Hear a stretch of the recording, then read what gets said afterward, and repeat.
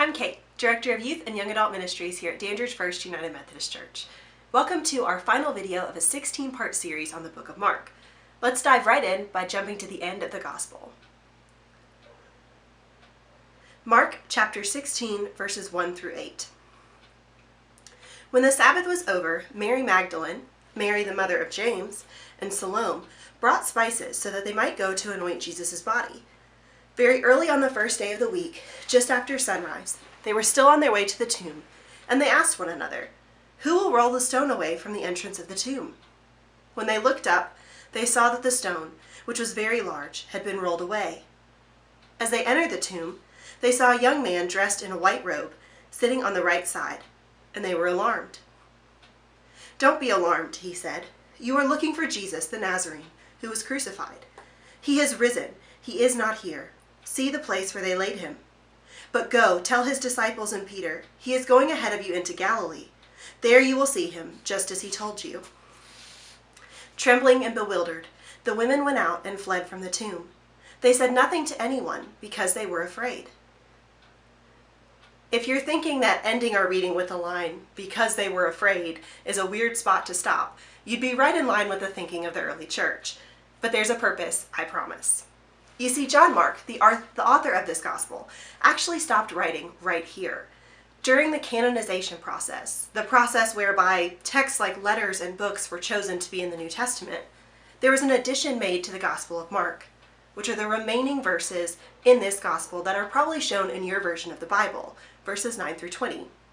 The men who established the Bible as an entire book, the people who partook in the canonization process, thought that ending the gospel story with the quote, "They said nothing to anyone because they were afraid," didn't quite have a positive ring to it. But here's where I'm going to disagree and offer some perspective on why I think this is the perfect ending of the Gospel of Mark. Now, if you'll remember from our previous videos, the main objective of John Mark's Gospel is to tell us that Jesus was a very misunderstood Messiah. Even after Jesus has been crucified and resurrected, he is still misunderstood. In this scene, the women are fearful of the empty tomb. They misunderstand. And you've probably heard that it's okay to be afraid or scared in any given situation, so long as you keep trying anyway. You've probably been told, "Don't let the fear stop you." Well, these women did let the fear stop them, at least momentarily. In this account of the resurrection, Jesus is gone, and the women are the only ones who see the empty tomb. And the passage ends with them being fearful and not telling anyone.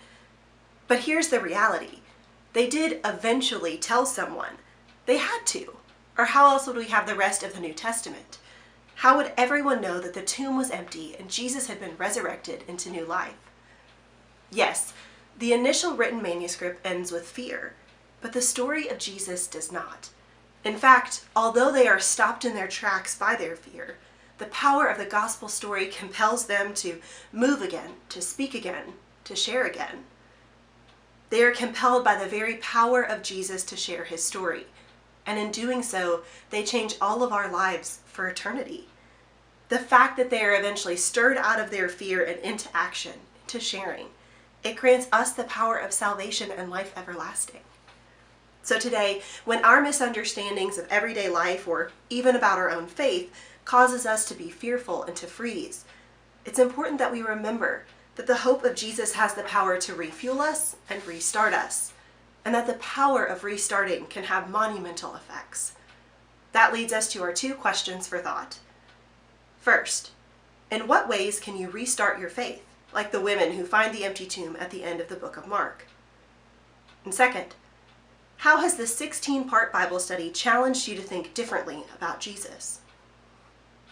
Thanks for joining us in our final video chapter of this 16-part study of the Gospel of Mark. This summer, we'll next study another book of the Bible for the remaining weeks of July and into the weeks of August. You'll find the schedule for that study on our website, and the link will be here on YouTube as well. We'll see you soon. Have a blessed day.